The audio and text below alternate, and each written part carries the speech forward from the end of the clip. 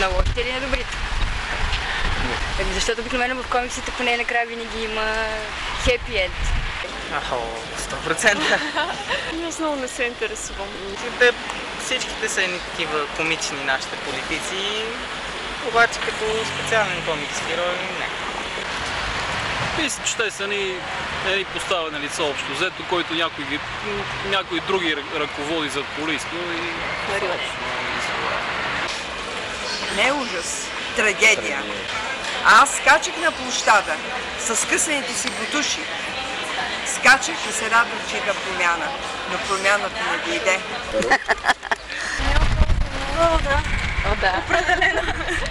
Ами да, до известна степен.